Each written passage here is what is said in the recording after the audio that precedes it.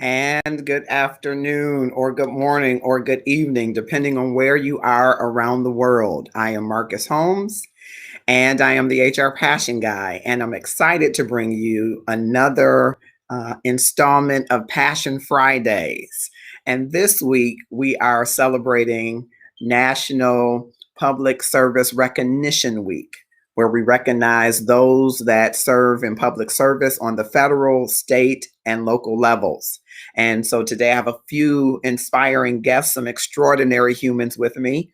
And I hope that you will click share and tag some folks to join us in the discussion. I am so excited to have them. We'll talk about some excellence in public service, and we will also share with you a very special tribute to one of our public servants who has gotten her wings in this season and year. And so, why don't you take a moment and click share and tag someone to join us in the discussion? I am live via Restream on LinkedIn Live, on the Marcus R. Holmes page on Facebook and Love and Stuff community page, as well as on YouTube events, Twitch TV, and IG Live as the Passion Guy, HR Passion. Yes, Lee Newton Rhodes, all humans are extraordinary. And I wish I could. And thank you for joining us on LinkedIn. I hope you will click share and tag a few folks to join us. I wish I could highlight all humans, but I do get the opportunity to highlight a few, especially during this public service week. I think that it's great to take some special time out to highlight people.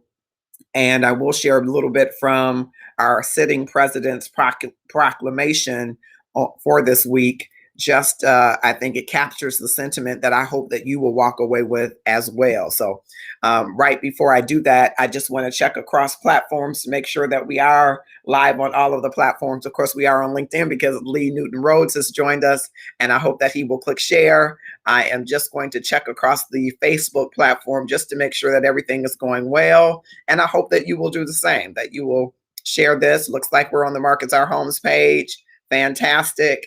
All right, I see. Thank you so much.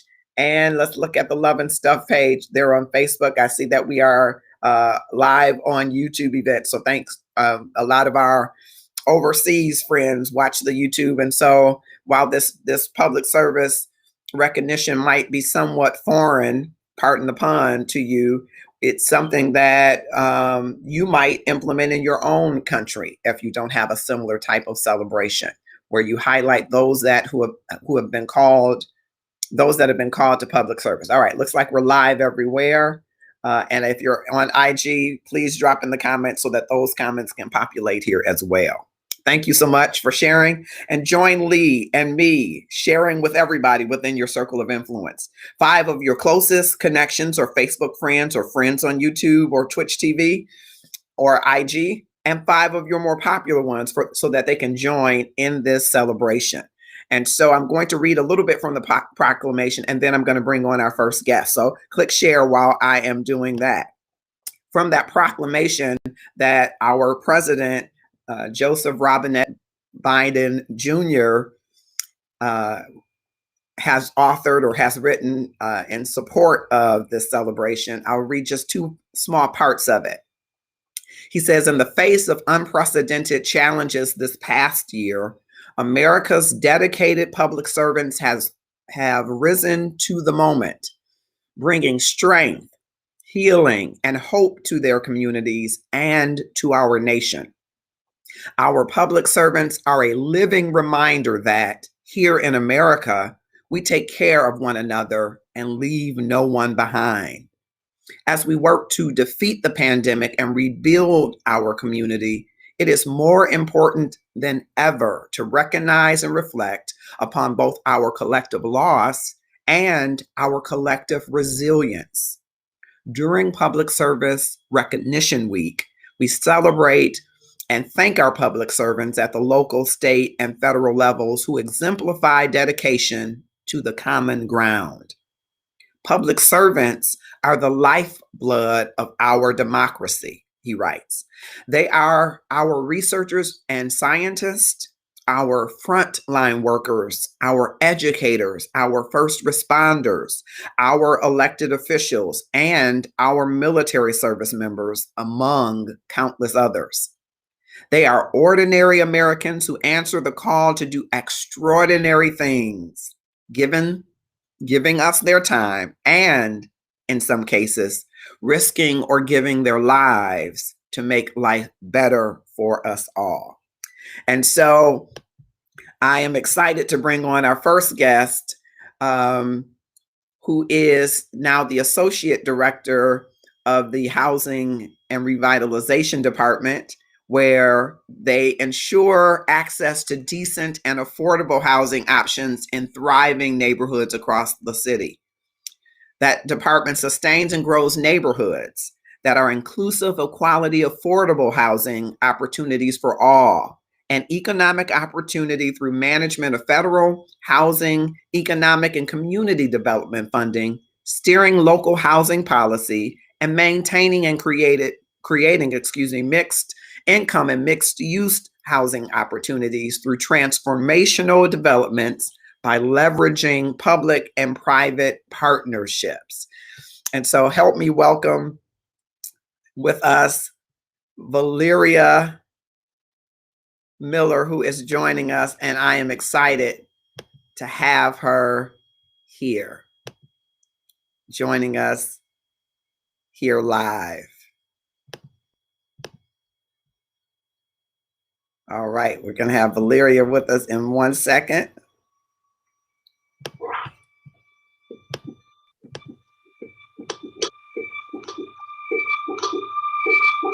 Let's make sure we got it going right there. All right.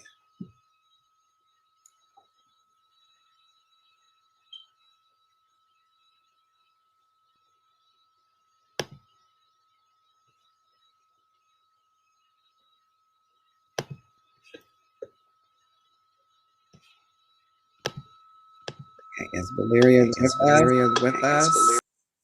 Okay. I'm here, Marcus. Well, I see you here, but I don't know that they are seeing you. So I'm working out this small kink. Let's see. Okay, no worries, huh?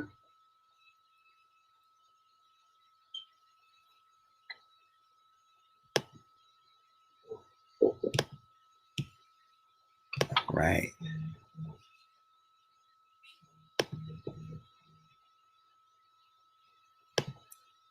So it's on this side. Shoot.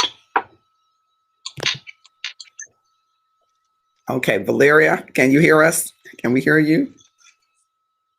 I think I can see you. Okay, there we go. That's better.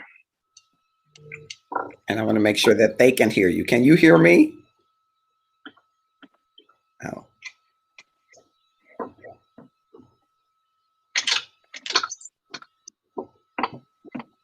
Are you still there, Marcus? I am here, and I am trying to make sure that they can see you.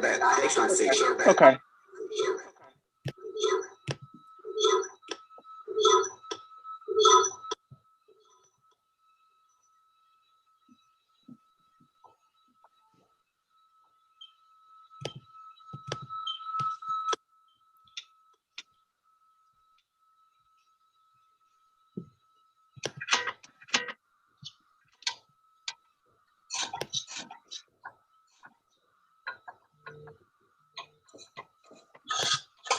All right. Can you hear me? I hear you. I absolutely can, but I'm getting a little feedback. Okay.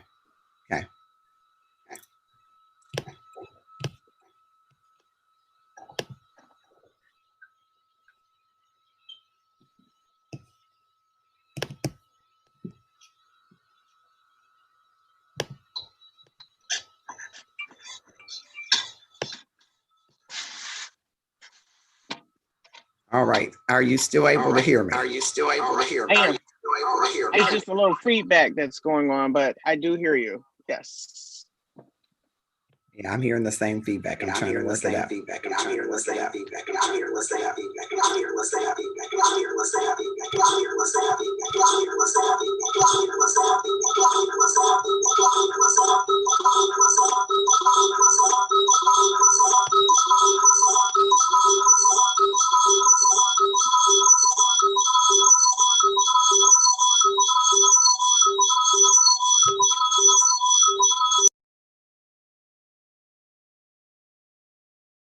Marcus, you there? Uh-oh. Hopefully we didn't lose him. Okay, I can. Can you hear me? Oh, we're having some challenges, and we're going to work those out.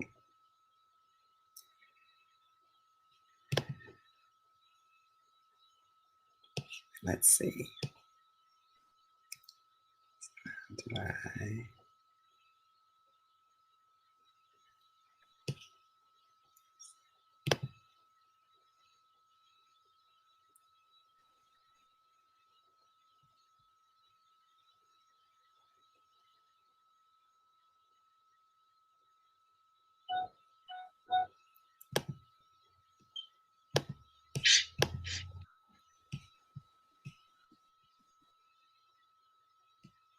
All right, let's see.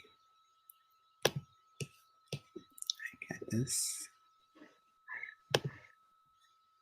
Okay, I think I'm going to switch something slightly that might help us. Let me see if I can do it this way. Okay. I did that on purpose. All right. Can you hear me? Can you hear me? You cannot. Okay. Well, that didn't work out.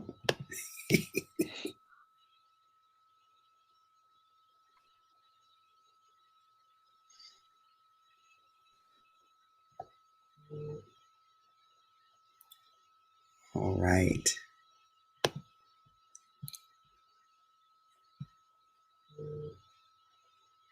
Okay, so as you can see, we can see Valeria, we're having a little bit of challenge. I think I lost Marcus.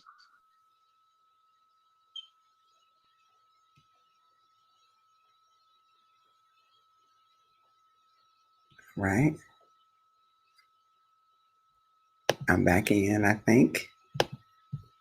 Okay, here I am. I think I'm back in, and there's where I can do that feedback. Yeah, I'm here, Marcus.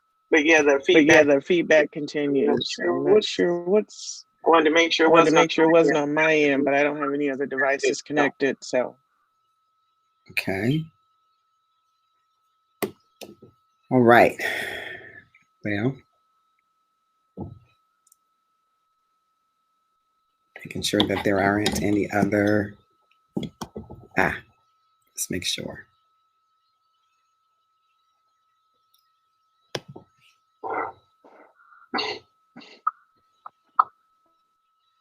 Okay. Oh, let's try that.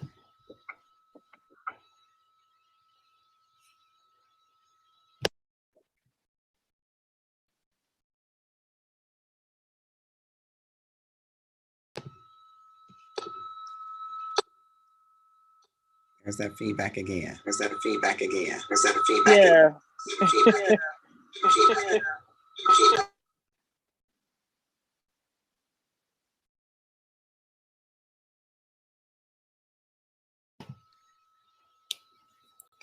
Okay. Turn this on.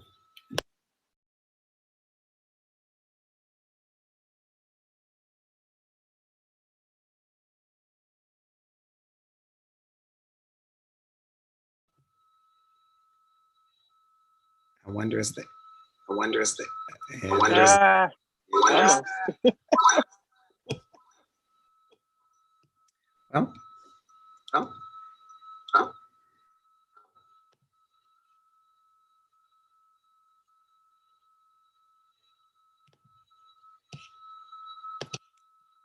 if I should log off and log back on. Think that might help? I'm going to send you a different link to join us. Okay. All right.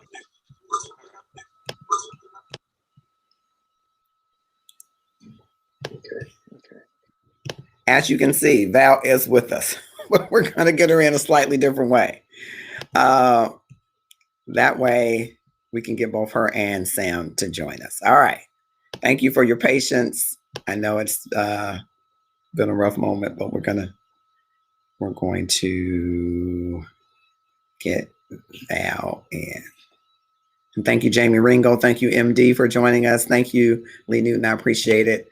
And I know, thank you. It's slightly been a little bit of a challenge, but we are live and we are continuing forward. And thank you for your patience. No business like live business. Okay. So Valeria Miller is joining us momentarily. And she is one of our first guests. Also, we're going to try a different method to get them both in, our two guests. And thank you for that. It's Public Service Recognition Week. And we are live. We're live across via Restream on LinkedIn, Facebook, Twitch TV, YouTube events, and IG. And what an interesting first couple of minutes we've had so far. We celebrate those that have committed their lives to public service and those that also have an interest in public service. So I'm excited to talk with you about these extraordinary individuals. And I certainly hope to be able to bring both of them on, and a special treat as we look at one of our very special individuals who we have been blessed to know, who was a remarkable individual and who received her wings. So thank you for your patience. I hope that you will join us in this celebration. Now, I'm going to go to the comments. Jamie Ringo is here. Thank you so much, because I want to know from you if you are in public service. Give us a shout out. Let us know where you are from, what organization, what role? Are you a teacher? Are you a firefighter? Do you work in public works? Do you work in transportation? Do you work in human resources? On the state level, on the federal level, on the local level? Drop it in the comments so that you can join with us in this celebration and we can shout you out. I've tagged a number of civil servants, but I want to make sure that, fantastic. I want to make sure that we are able to get them all in. All right. I see that Sam Focius, I hope I'm pronouncing his name correctly, has made it in. And so I'm going to just rearrange some things around, Sam, because we were having a little bit of technical difficulty. So I'm going to bring you in and we'll talk a bit, and then I'll double back to Val, give her a chance to get in. And so, and I appreciate Sam for taking time out to join us here live. Thank you, Sam. Did I pronounce your last name correctly? Close. It's the T is hard, so it's Fotis. Fotis. Thank you. And thank you for joining us. I'm bringing up this photo of our civil servant kind of as an overlay to show the lovely Lynetta Shaw. We call her Lynn. And when I think of public service and I think of great public service, I think of Lynn. Absolutely. And for those of our listeners that may not know, or viewers on the podcast that may not know, Lynn gained her wings this year after a valiant battle with myeloma cancer. And so I want to talk to you a little bit about public service. And I see Val has joined us, so I'm going to bring her in just to be in the suite with us, and then I'll double back to her for some questions. Thank you, Val, for joining us. See if I can make the three of us look a little better. Make me better. Y'all look great. Okay. Thank you all for your patience. I was trying to do something a little different, and I tested it out, and of course, you tested it out and it worked, but of course it would go awry once you go live. But and so thanks, Val, for joining us. Sam, tell us a little bit about your interaction with Lynn Shaw and why you think that she is a good example of what public service looks like. Well, for those that are on that may not be aware, I am the director of operations for the Movement Electronic Music Festival and for the Detroit Jazz Fest that both take place in Hart Plaza. So I've had the distinct and profound pleasure to have met and worked with Lynn for the past 15 years, every season throughout the year, planning our events and everything. And, you know, it's, I'm still trying to process the thought of operating in that facility without Lynn and her incredible personality and huge heart. You know, over the years, when we first started doing the Movement Festival in 2006, you know, we were young, we were naive, you know, and Lynn was a very imposing presence, you know. She was, you know, by the book. This is how you got to do it, you know, and it was pretty intense, you know, but over time, the mutual respect for one another and her realizing that our respect for the facility and for our partnership with the city, we're all born and raised in the city. I saw that you're a Cass Tech alumni, and I am as well, class of 91. Me too. Right.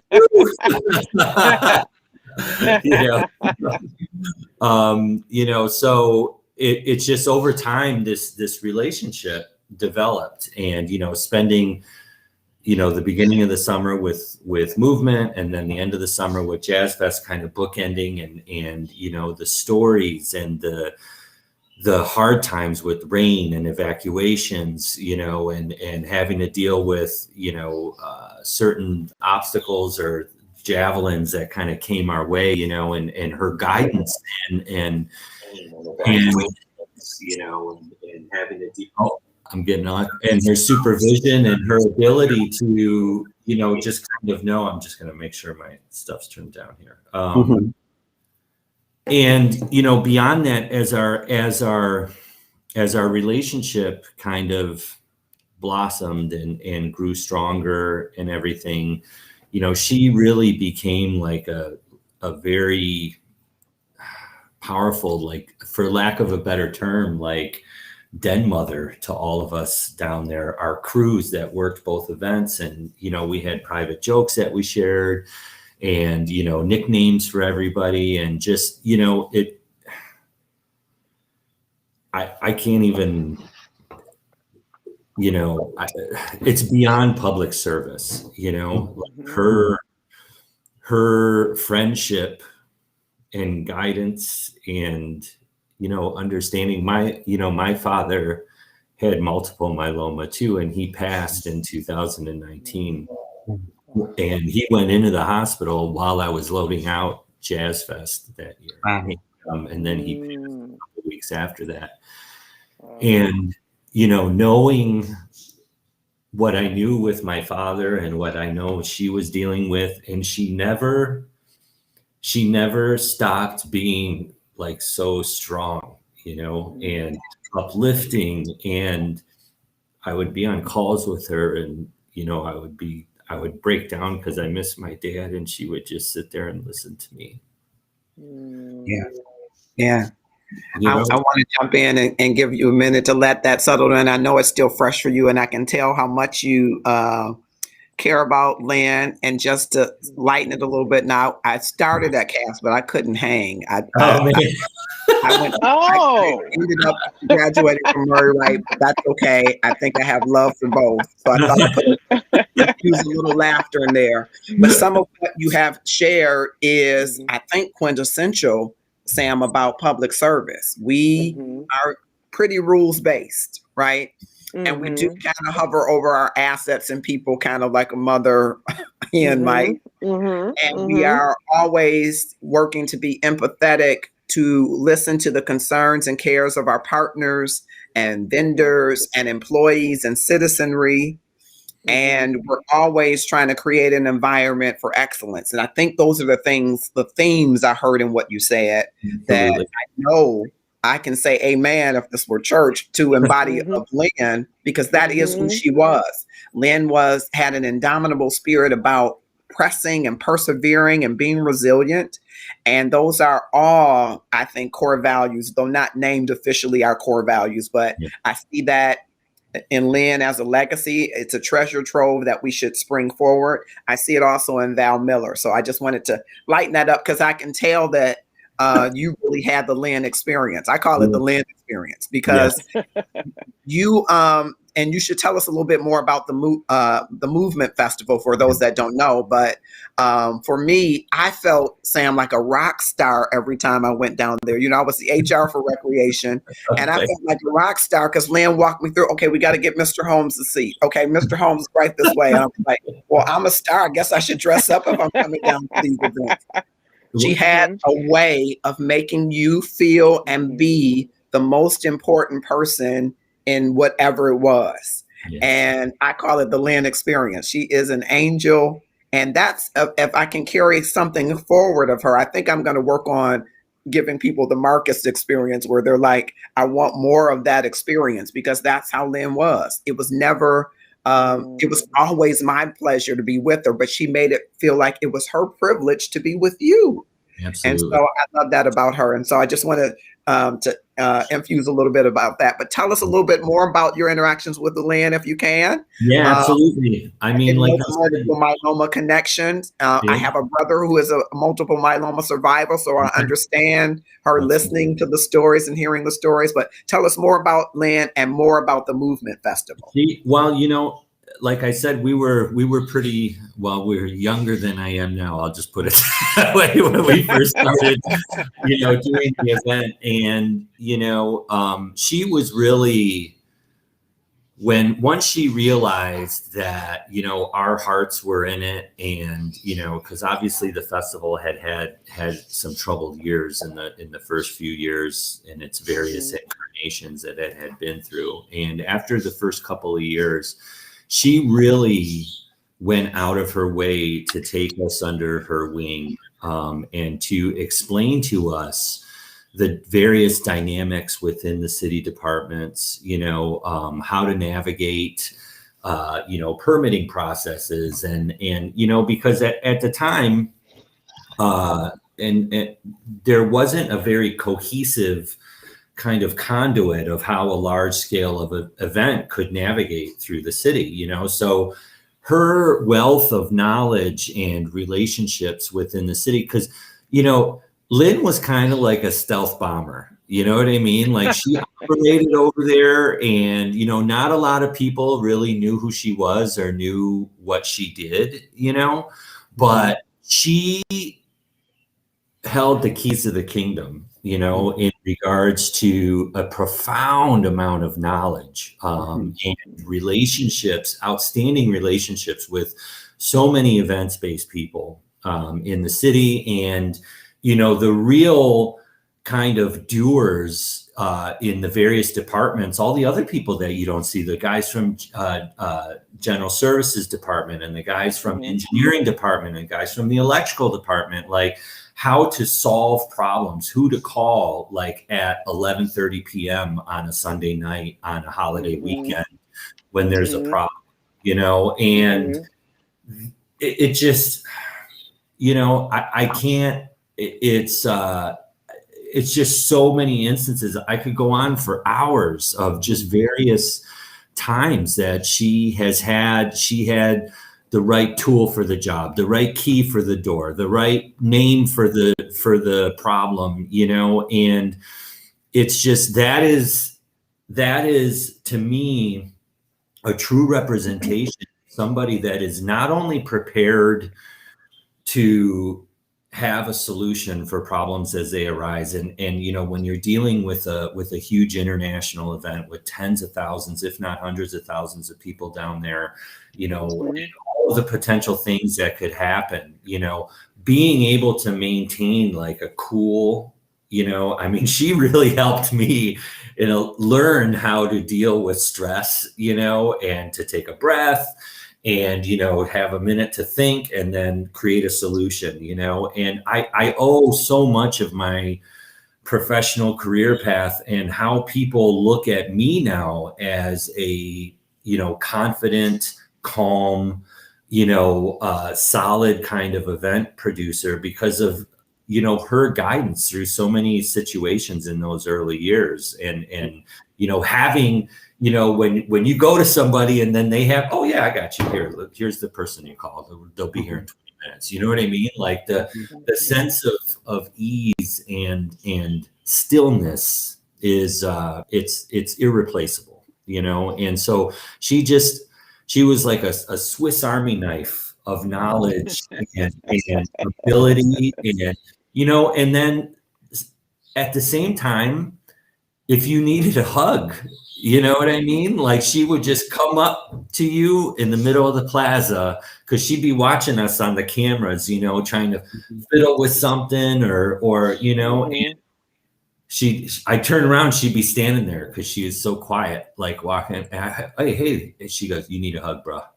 You know, and I'm like, okay, you know, and it's just, you know, it's just little things like that. And, you know, we kept in regular communication right up until she had gone into hospice, you know, and it's just, I cannot say enough about how well she did her job and how much she truly cared about all of the events that she dealt with and her position in representing the city to these events, you know, in the best possible way. It's just, it's incredible, you know? Yeah.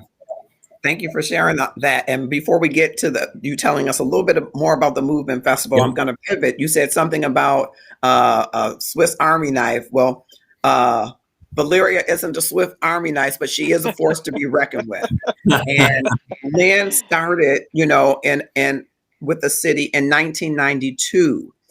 Because she was a special service employee, they don't always get full credit for every year that they work, but she really would have retirement kind of years.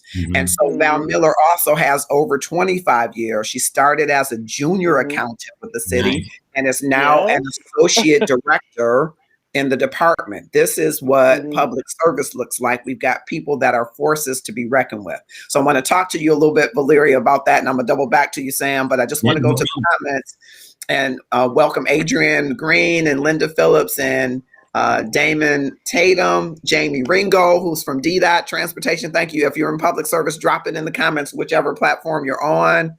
Stacy Simon, Marcella Winston Brewer, who works now at Pension, who worked in human resources for years, Valencia Sheila Tate, Rakiba Dismuke, who is an HR manager. Thank you for joining us. Yolanda Spearman, brand new author. So I've seen people pipe in, click share and tag someone to join us. So Val, Sam, is one of those individuals I met when I first came to the city. I'll never forget, at that time, one of the directors of the planning and development department then was Henry Haygood.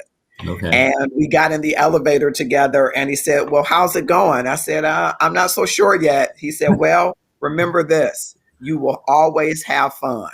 And I must admit, though there have been harrowing times and events, I've always, in these 18 years, I've always had fun. And some of the fun is meeting great people like Val, who has always been this force to be reckoned with, who can always sit in the background and be quiet, but she's the person that has the information and the hugs, really. Some people might think, oh, Val's a little tough. No, really, she's really the sweetest person you ever want to meet. And I think we just lost her. Wait, I'm giving her all the introduction and we just lost her. So we'll give her a second to come back. I think that might have been overwhelming. I don't know. Yeah. While we're waiting for her to come back, Sam, tell us a little bit about the Movement Festival, because people might know, but they might not know about the Movement Festival. So I want to give them a little insight.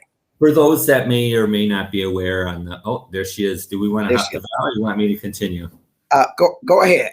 Okay, so for those that may or may not be aware, the techno music has been attributed, the creation of it has been attributed to Detroit, and thanks to the electrifying mojo on the radio and the Belleville 3 kind of rising up and creating the term for the music that they were creating in the early 80s. And the long story short, it has since grown to become techno and the various genres of electronic music that have kind of come out of it have grown into an $11 billion a year industry, globally. So our event is, because of the rapid kind of ascent of electronic music and all the various genres, we because we're born and raised here and we kind of came up underneath Kevin, Derek, Juan, Carl, Richie, all those guys, from the beginning, we feel that it's absolutely imperative that there be an internationally based electronic music festival in Detroit that celebrates Detroit, music, how Detroit impacted the global scene with the introduction of techno, by booking our event 5 stages, over 120 acts, usually every year, by highlighting not only the legacy Detroit talent, but the new Detroit talent, and then the global talent that has some type of direct or tertiary link to Detroit artists or record labels or things of that nature. So it could be anybody from Kraftwerk to Wu-Tang that we've had, Public Enemy we've had in the past, because Detroit has even the techno in Detroit has had impact on legacy hip hop and stuff like Kraftwerk and things like that, who we've also had at the festival. So we feel very fortunate and humbled to host this event every year in normal years when we're able to host it. We do about 40,000 people a day over 3 days, Memorial Day weekend, and it's at Hart Plaza, and it has become, as the scene globally becomes so big and kind of diluted with all of these other kind of like mainstream and commercial genres that have sprouted out of it, more and more like people have started to look to the historical aspects, Chicago, Detroit, New York, in regards to house music, techno, things like that, to maintain the historical kind of legacy of the music and where it came from. So in a nutshell, that's what we try to capture with our. I wanted to get that out because I'm hoping that whenever you're able to do your next festival, that there will be some banner or flag for Lynn. I wanted to just put that out there because she absolutely going to happen.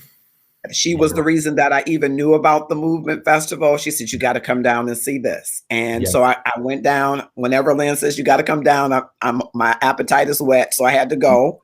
And I was like, you're kidding me. So many gems and things that happen in Detroit that, if you don't go downtown or stay connected, you don't know what you're missing. And so I'm hoping that there will be some space or time that you can celebrate Lynn. That's why I wanted people to hear about it so that it can be front of our minds. To do that. I've had it top of mind these last few weeks, and I can promise you, and I will reach out to you personally so that you can witness whatever it is that we do. But I do promise you that it will be special and it will not be a second thought. It will be a primary thought when we do. Fantastic. So I'm going to go back to you, Valeria, for the record. Val, you started as a junior accountant. You're associate director, chief of staff, whatever they want to call you. You are, and I'm very proud to be connected to you. But I think it's a great story for people in public service to see, because maybe people aren't migrating to public service. When I came to public service, benefits were almost free. I mean, it was nominal. We paid a nominal copay or premium monthly. We had a pension that we didn't have to contribute to. I mean, the package was why I came, more than the salary, right? And then the opportunity to learn things about recreation, which is one of my loves. I almost said my love, but I'll get in trouble in human resources saying that recreation is my love. I love all of the departments. I love them all the same. I love them all the same. But I spent a lot of time at recreation, and I was amazed at the tons of things that are done. I was amazed at the tons of things that were done in planning and development with housing rehab and real estate. And so you got the opportunity, and still get the opportunity if you like, to learn all of these different things about departments. I want to ask you, back in, what was it, 1996, 94? Yes. 96. Was it 96? Yep. What attracted you to the city of Detroit? What made you want to come? Well, that's interesting because one of my really good friends, she said, "Hey, I'm gonna go apply for a job down at the city of Detroit." And at the time, I was working for a title company. Hadn't even thought about it. And I said, "Oh, okay. Well, when you go down there, see if they got anything for accountants." That's what my undergrad is in. And so we both applied, and interestingly enough, she didn't get in. And I did, and I came in as an afterthought. But when I got here, I was so mesmerized at the things that occur with the city of Detroit. So I was this young sprout that was there. And I worked with some of the greats, Marcus, and you know them all. Thomasina Tucker and Janie Warren, from our directors, Paul Bernard and Henry Haygood, and a lot of the greats that are known around the halls of KMAC. And I would just sit and soak in the stories and all of the great projects that were done around the city, and learned how those things were done, and how they created or contributed to the rich legacy in the city of Detroit. And that's where I got the bug to be that civil servant and to be of service. When people ask me now what I do, I say I serve as, because that's what I deem it to be. It's not just, my job, or I have this, fancy title that someone gives me depending on what the year is. But I am a civil servant first, rather, excuse me. And that's what I do. And that's what we pride ourselves in doing at the Housing and Revitalization Department. And it's funny, Marcus, because when I first started with the city, I think they had just gone through merging the planning department with community and economic development. And the more things change, the more they stay the same. And now we've kind of reverted back to that. So now the planning department is a separate agency again. And we're now known as the Housing and Revitalization Department.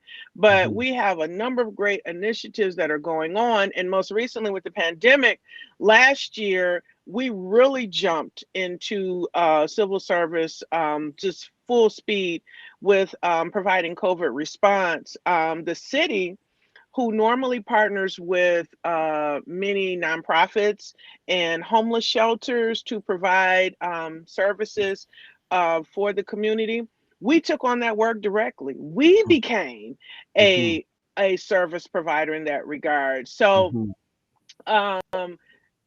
we partner with the health department and other staff, but Tara Linzer, who's our homeless services director, jumped in full speed ahead, and she was new to the position. That's the other crazy thing, Marcus. And we set up this homeless shelter that's has continued to operate in providing those level of services. And so for the last 25 years, I have watched as the agency has just morphed on to greater things. We started out with a much larger department, but it has been amazing with the things that we've been able to accomplish over the years, and what we're planning to do. I think we are just it's just in sync with what's needed for the city, and there's been so much talk about the revitalization of Detroit, and we want to make sure that everyone is included in that, from our neighborhoods to just the common John Q citizen that walks in the door that just may need some information. Yeah. And so we just stand to assist. Yeah, and I want to get in more. I know we're at 12:48, but I want to get in more because there are programs that many other programs that you're not mentioning. I mean, Yeah. even though you're mentioning some, you're being quite modest because Right. there are tons of programs relative to mixed use and mixed access of Yeah. housing and development that I think people should hear about. And because you have an underwriting position, I think still open, maybe somebody that's on the LinkedIn network would say, hey, I want to join this department. I'm so excited because there are opportunities to really do what you Yes. say, to serve the citizenry. And I think that is what we're all called to do. I want to double back to something you said, though, because you mentioned those greats, right? In the halls of the Coleman Young Municipal Center, right? Henry Haygood, who I mentioned, and Janie Warren and Thomas Tucker. My goodness. Yes. Yes. And so tell me a little bit about maybe some important lessons that you've learned, because I'm sure, at least for Thomasina, I haven't talked to Janie and I don't know how long, but at least for Thomasina, who is an angel now on the other side, she would be so proud of you, Val. And so I know it's important for us to see what we want to be, right? And there's some African-American woman or man or other person that is watching you and saying, one day I want to be the next Val Miller. And so in that time, what did you see in them, or what lessons did you see that maybe helped you to see the vision of where you are today? Did you ever see that you were going to be where you are today? Absolutely not. Okay. Absolutely not. So, and I also must mention Sandra Coleman. And so when I started in my career with the city of Detroit is interesting because I've only remained with the Housing Revitalization Department. Well, what was then Planning and Development.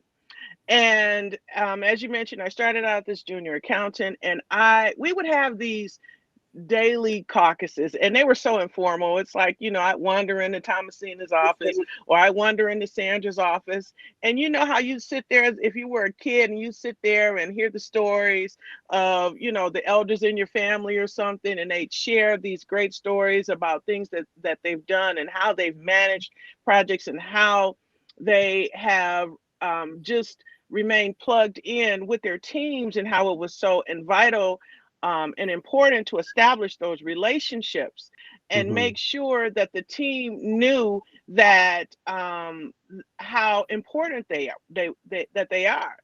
And so we would hear those stories and those great challenges, and how did you guys fix that, or how did you overcome that? And we would hear the strategies and all of the teachable moments that were gathered on their journey. And so as a junior accountant sitting there, I had no idea that I would ever be in this position. My thoughts were, okay, I'd be here, I'd serve, and maybe move on to something else. And over the years, I just became more fascinated with the things that we did. And more so on the general operations side, because I did know Lynn, but she sounded like a phenomenal woman. But being on the operations side to make sure that the whole thing is running smoothly. So I became fascinated with that, from the financial side, on the budget side, and the HR side, which is how I met Marcus. And so those things kept me focused on we're serving a greater good here. And I think that that's the message that has to be extended to everyone, that you may just be a project manager, or someone may think they're just a project manager, or even that junior accountant coming through the door. But the work that you're doing is so vital in helping our community and helping our city to grow and thrive and be that world-class city that everyone envies, because they do. They envy us for the techno festivals, for our jazz festivals, for our fashion, for all of for our music, everything, that rich legacy that we have, and continue to promote. Yeah. I read earlier, Val, I don't know if you heard, President Biden in the proclamation said that public service is the lifeblood of our democracy. I love that Yes, You it know, is. there is this focus, almost a hyper focus, I think, for the week about how important the public service is to the commonwealth of trust of a democracy. And as you mentioned, all of those various aspects of our city's commonwealth, including the music, Sam, including festivals, you know, and culture, create a place where everybody has a voice. Everybody has the opportunity to appreciate the art and to enjoy the Commonwealth. So I really appreciate that. Val Colbert Asamwadi is joining us, so I'm going to bring her in. But before I do, Sam, I wanted to double back to you about the Jazz Festival. So, of course, I got escorted there, too. I don't know if even I was supposed to get, because there were some... I'm jealous, Sam. I got to become your new friend. Yeah, that's what I'm thinking now. I'm making my pitch now, right, Val? Making my pitch now. But I'm amazed at the way the last couple of times. I think it was the year before last was the last time I went to the late night jam session that they had in Renaissance. It was fantastic. And Lynn always does this call like, you got to come to this. Mr. Holmes, what are you doing? You got to come to this. And so I love that. What are you all doing to pivot in this pandemic? I'm just curious because, you know, we enjoy so much some of the all of the music that we're able to experience. So what are you doing to pivot in the pandemic, or what have you had to do? So the Jazz Fest is very fortunate in the fact, you know, the Jazz Fest is actually run by the Detroit Jazz Festival Foundation. They actually own the event, and they hire our company, Paxahow, to produce it. And so they have a very sizable endowment that was given to them by Gretchen Valade, who, you know, her great grandfather started Carhartt, the clothing company. She is a huge jazz fan. She's in her 90s now. But, you know, she was a music student in New York, like in the 40s and 50s, hung out with Coltrane and all those guys. And she is a total jazz head. So, you know, her directive is always free, no matter what, the best possible talent. Like, this is, you know, we are making because Detroit, as it is with techno, which is an American musical art form, Detroit also has deep roots in jazz history, which is another American musical art form. And so, you know, last year, so with all of that, you know, to answer your question, you know, the Jazz Fest does not have to depend on ticket sales or whatever in order to produce an event. So their goal last year, we did what no other festival on the planet had done at that point in the calendar in September, where for the artists that wanted to engage in the event, we flew them in. We had a whole crazy COVID protocol thing, and we essentially created a television broadcast level studio stage in the Marriott Rensen in the ballroom. We had 2 stages facing each other, and then we had one in 42 North that's on the water.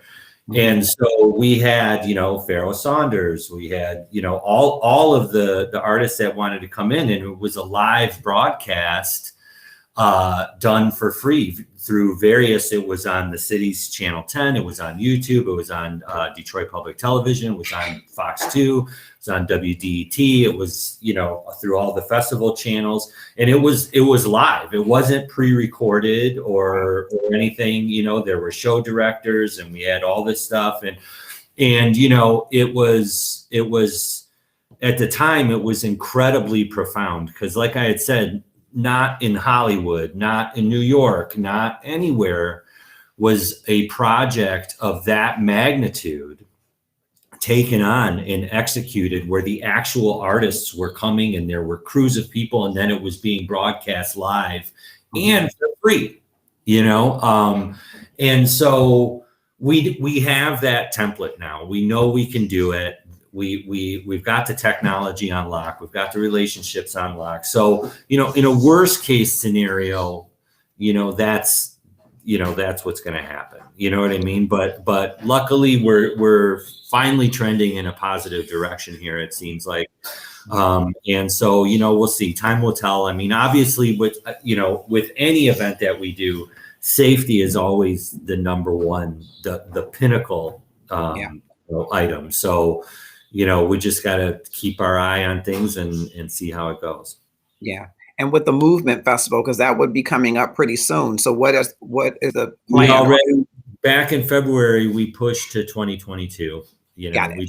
We were running out of planning runway. And so it takes a monumental amount of planning, to do something of that scope. So, we had to pull the plug on it back in February.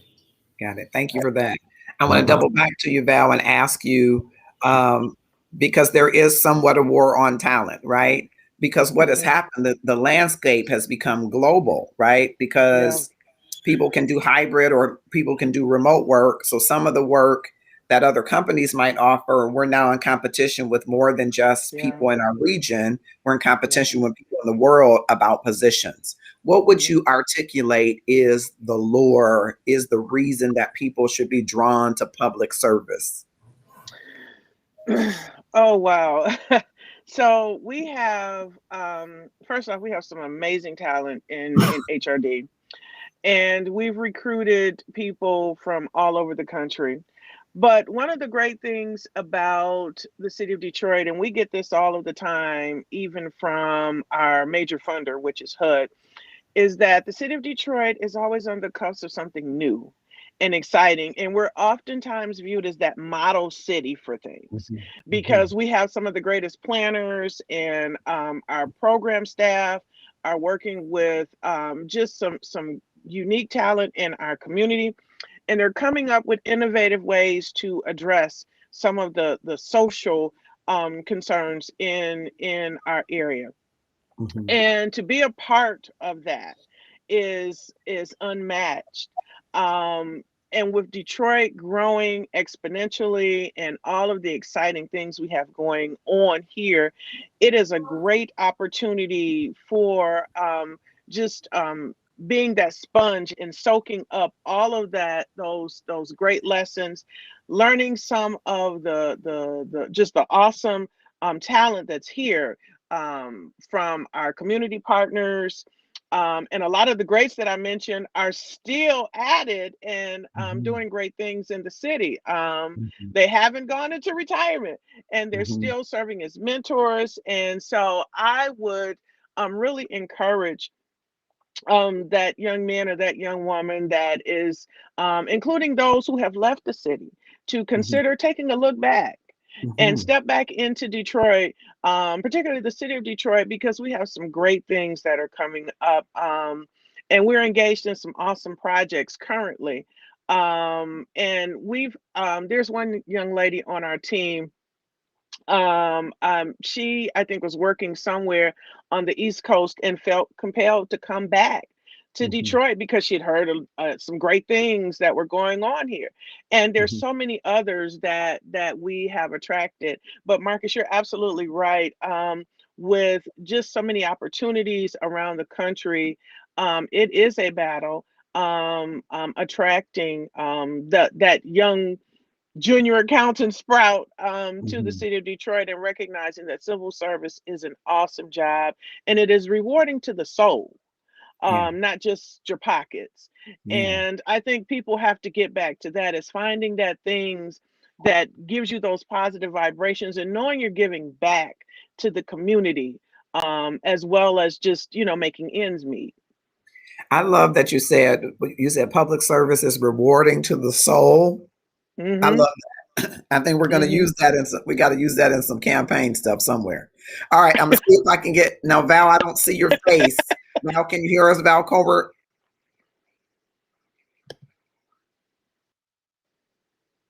Val Colbert? Okay. I see that you're on, but maybe your camera and mic isn't on.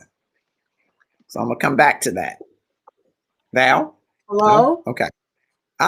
Yes, you are here. Yep, she's here. We Yes, hear. can you hear me? We can hear you, but we can't see you. There you Can you are. see me? There we can. There she You know I'm is. not tech savvy. You know that, right? Yeah, well, Takes a lot of I wasn't skills going for to me admit to that. do this. That was going to be our inside joke afterwards. But we had such technical challenge at the beginning. I don't think I'm tech savvy anymore either. I think I'm not tech savvy anymore. But I'm so glad that you're here. You like Val and Val. I call both of you Val. One is Valerie and one is Valeria. Have Val has over 25 years, Valeria, and Val, you have what, over 29 years, Valerie, right? Are you frozen? Valeria is 25 and Val has, yep. And Val, you're 30 years in August. Yeah.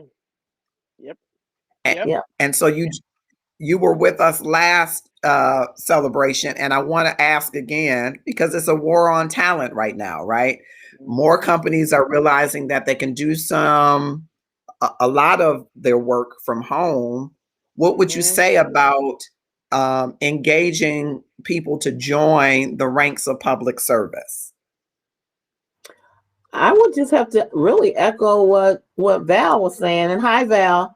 Hey, Val. I mean, if you want to make a difference to the lives of people, your community, even wider society, public service gives you a real opportunity to do that. I think in the city of Detroit, I was most impressed when I was one of those young new pups with the variety of exposure that I could get, the variety of people that I could meet, the variety of, and I came on as a young lawyer, and the variety of practice areas that I could go into. It was just amazing to me what the city could offer me in order to hone my skill set and my competencies. And many people took that training and went somewhere else, and I did not. I thought that it was the opportunity, as I said, to give to the wider community. And it's very inspiring when you've worked on a project or you've worked on an initiative and you see it come to fruition within the city, and to know, oh, I helped shape that. I helped give those ideals. I helped to make that happen, along the way. There's nothing more satisfying to me than to see that. So I say that also public service has a diversity of people who work in public service. And so if you're interested in having a career path that brings you into the company of people from different backgrounds, cultures, you will find that in public service. You definitely will find that in the city of Detroit. And it gives you the opportunity to be yourself in an environment with like I said, a great many diverse people. So I've gotten to know people who are from a different culture as friends, life friends. I've made very unlikely friendships that have lasted throughout my career, and even people who were mentors to me who are now retired. I can't believe I'm now going to be in that number, or maybe one day be in that number, but still have that, even after they've gone, still have that passion, still want to know what's happening in the city, still want to know what they can do to help. I mean, that is infectious. And I don't think you get that in any other profession other than public service. And I mean that in the wider sense too, not only working for the city of Detroit, but nonprofits or any other organization that's giving to people in the community. And you talked last time a little bit about your mentors, Valeria, because I'm trying to get the vowels so that people know which vowel I'm talking about. Valeria talked about some of her mentors. She mentioned Janie Warren and Henry Haygood and Thomasina Tucker and Sandra Coleman. Who were some of your mentors, and maybe a lesson that you gleaned from them? Well, Brenda Bracewell definitely was a mentor to me. And I met her when I was a law student interning with the law department.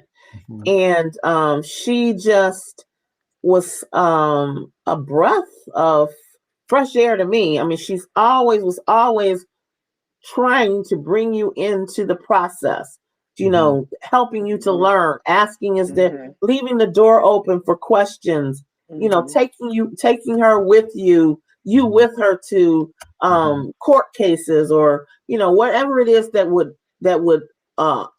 open your horizon. I think for sure she was definitely one of my great mentors.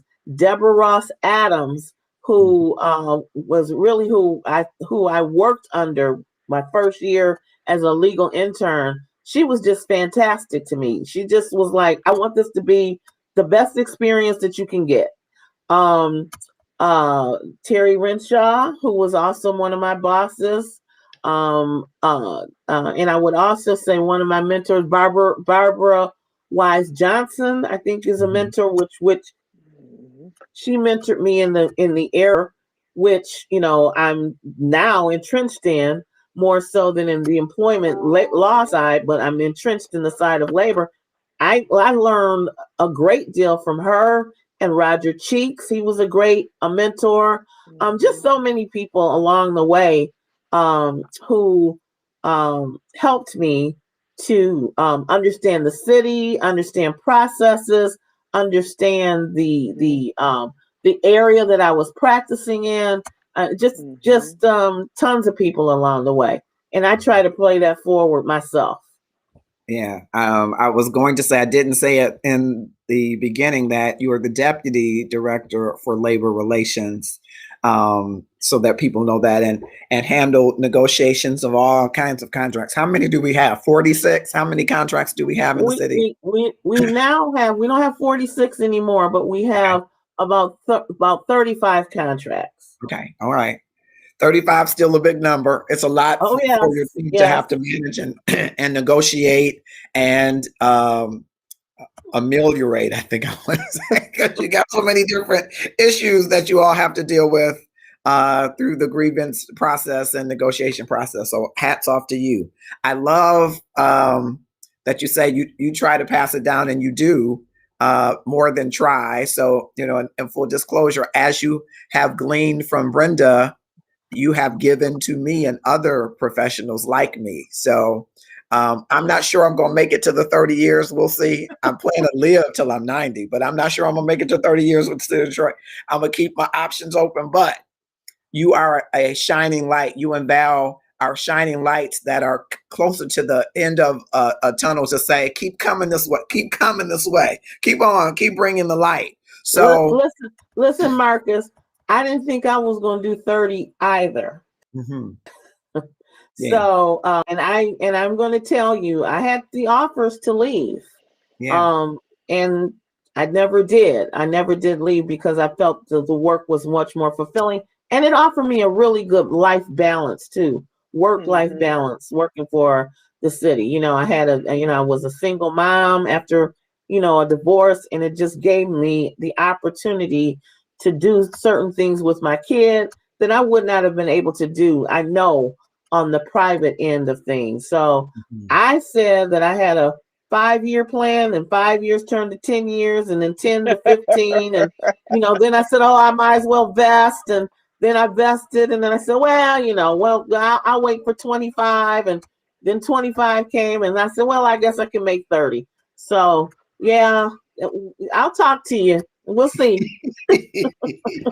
I had a Marcus, I just want to echo what Val said. It working for the City of Detroit specifically has allowed the opportunity to do that balance, particularly now at this phase of life, and you and I have talked offline with what's going on in my world currently. But it's funny, I think about it, the one time I thought about leaving the city, I was actually relocating out of the city. I had my sights on going to Texas or going to Atlanta because there was a pool in that area at that time. I had friends and family down there, and as fate would have it, I had some family emergencies that I had to address. And my bosses at the time were so accommodating, and still to this day continue to be. And that is one of the great things that I love with the city of Detroit, is recognizing the importance of having that balance, knowing that real life happens to people.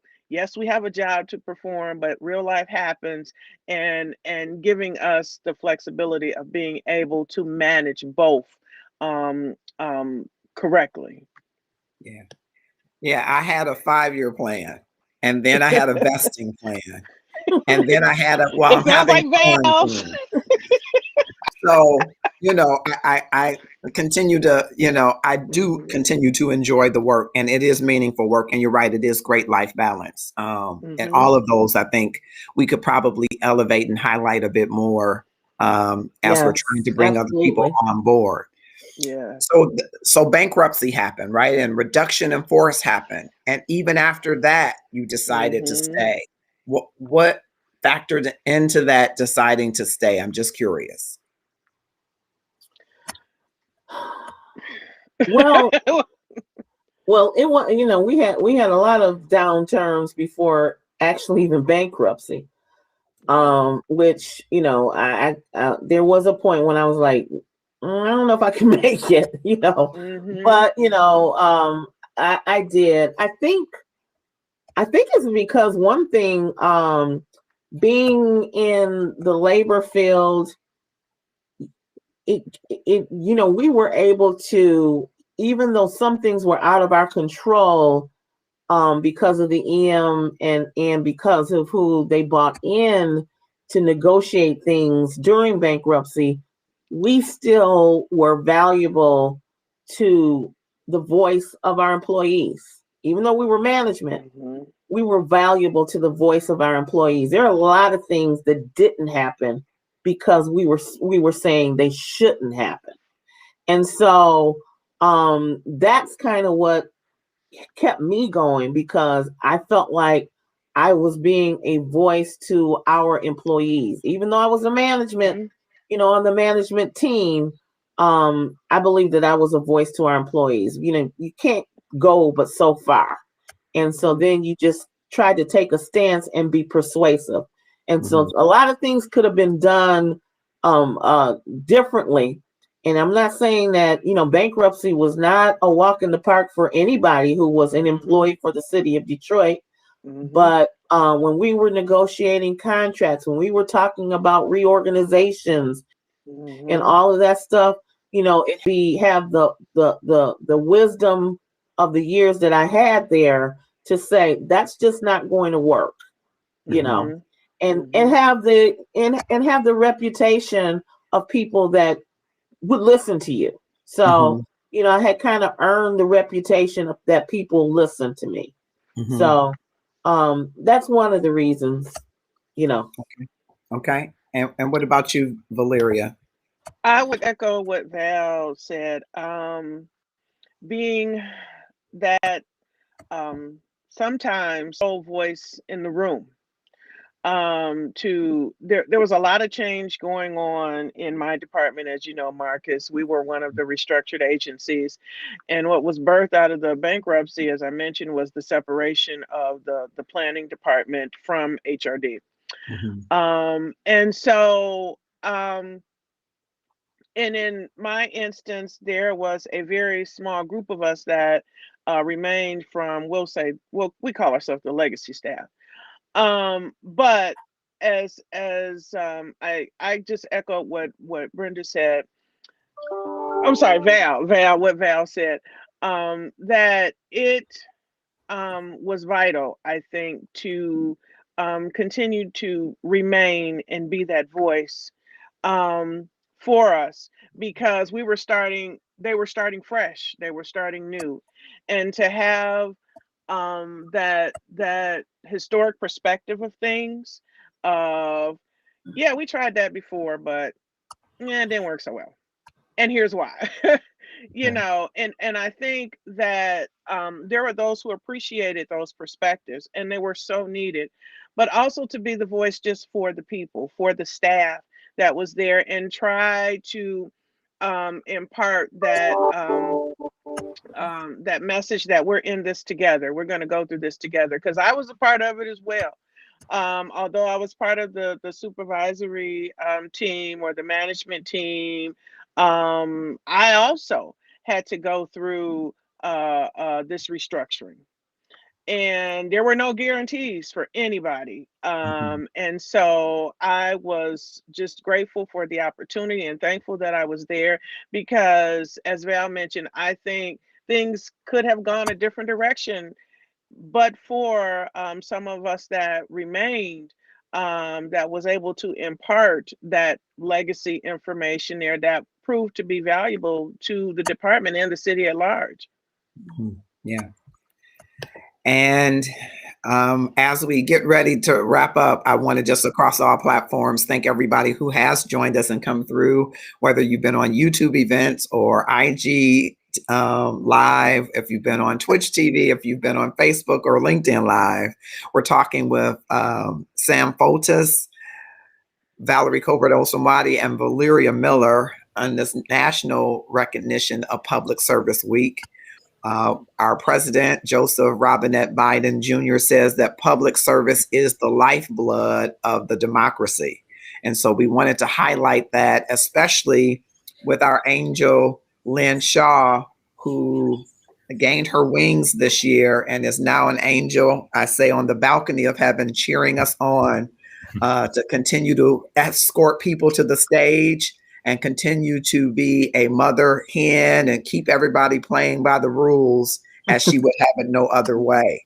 So I want to get closing statements, and then I'm going to play a little video tribute to Lynn as we prepare to go. I just again want to say, Valeria Miller, I appreciate and am proud of you. Like you said, you came in as a junior accountant. Both you and Val started at the bottom. Now you're at the top. I think that's a song. As an associate director, you clearly walked and navigated through. I remember times when you worked in out of class capacities, waiting for retirements to happen, and still did the work, and maybe not the full compensation or title, but you continue to be a beacon of light in planning and development, and now in housing revitalization.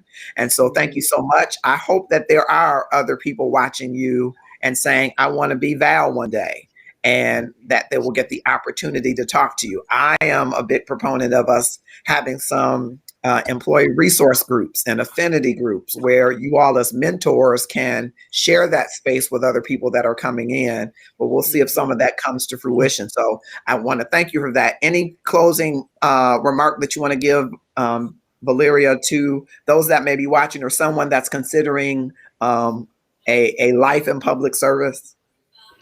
Well, I just want to say that, I truly give, just honor to God for allowing me to come to this opportunity, and the greats that have come before me that have taught me so much. And even watching Val Colbert over there in labor and meeting with her, I'm still learning.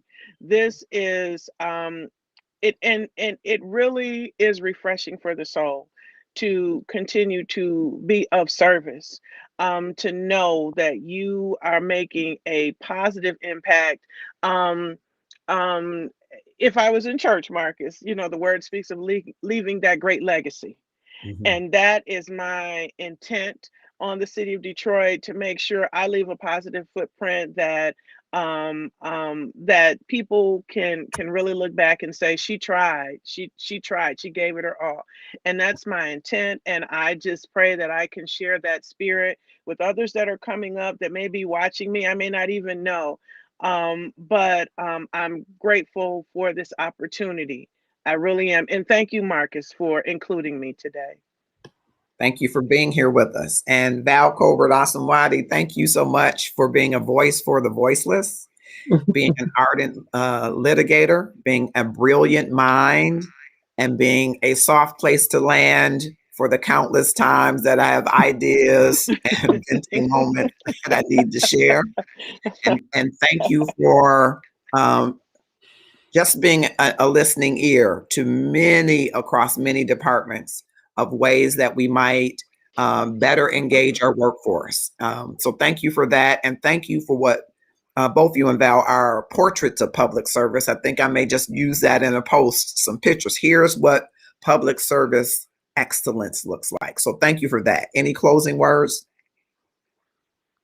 Are you talking to me, Marcus? Yes, ma'am. I would just have to say that I always feel honored to be doing what I'm doing. I think of it as a calling because I didn't leave. And I would also say that every day I'm challenged.